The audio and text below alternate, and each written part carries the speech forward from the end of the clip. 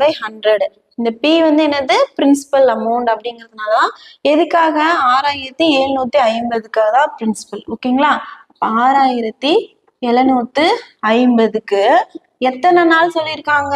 219 நாள் அப்படின்னு சொன்னாவே நம்ம என்ன பண்ணிக்கணும்னா இந்த 73 73 73 73 73 அதாவது 365 நாட்களை வந்து நம்ம வந்து 5ஆ பிரிச்சோம்னா வந்து ஈக்குவலா பிரிச்சோம் அப்படின்னா 73 73 73 73ன்னு பிரியும். சரிங்களா?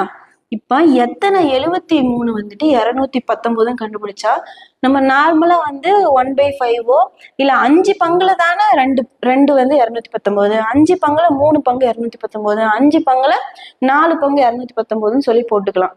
அப்படி கால்குலேஷன் பண்ணும் போது என்ன வருது? 9 21.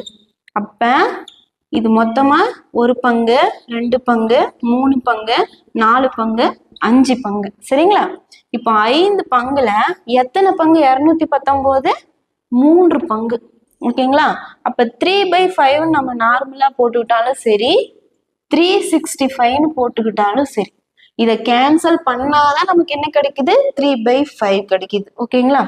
அடுத்து நம்ம என்ன சொல்லிட்டாங்க? தேதி அதாவது நாட்கள் வந்து சொல்லி கொடுத்துட்டாங்க. அடுத்து எத்தனை சதவீதம் கேட்டா 10%ங்கிறதுனால பை 100ன்னு போட்டுக்கிறோம். இப்போ ஃபுல்லா 219 365 கேன்சல் பண்ணா நமக்கு எவ்வளவு கிடைக்குது? 3/5 கிடைக்குது இன்ட்டு 10/100. ஓகேங்களா? இப்ப பாருங்க 0க்கு 0 கேன்சல் ஆயிடுச்சு.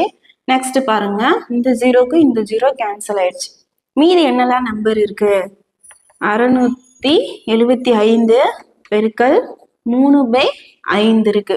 இப்போ 5 டேபிளால கேன்சல் பண்ணா 1 5s are 5, 1 5s are 5, next 1, 3 5s are 15, 2 5 5s are 25.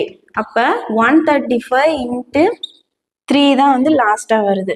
போட்டோம் அப்படின்னா 5 into 3 15, 1 3 3s are 9, 1 10, 1 1 3s are 3 1 4.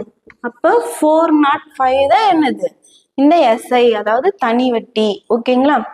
ஒருவேளை எப்படி கேட்பாங்க அப்படின்னா தனி வட்டி மட்டும் கேட்பாங்க, இல்லைன்னா மொத்த தொகைன்னு கேட்பாங்க. அப்ப 6750ல இருந்து 405 பிளஸ் பண்ணி மொத்தமா எவ்வளவு அமௌண்ட்டோ அவ்வளவு கொடுக்கணும். இங்க என்ன கேட்டிருக்காங்க? தனி வட்டியின் மதிப்பு மட்டும் தான் கேட்டுக்கிறாங்க. அப்ப 405 தான் தனி வட்டி. சரிங்களா?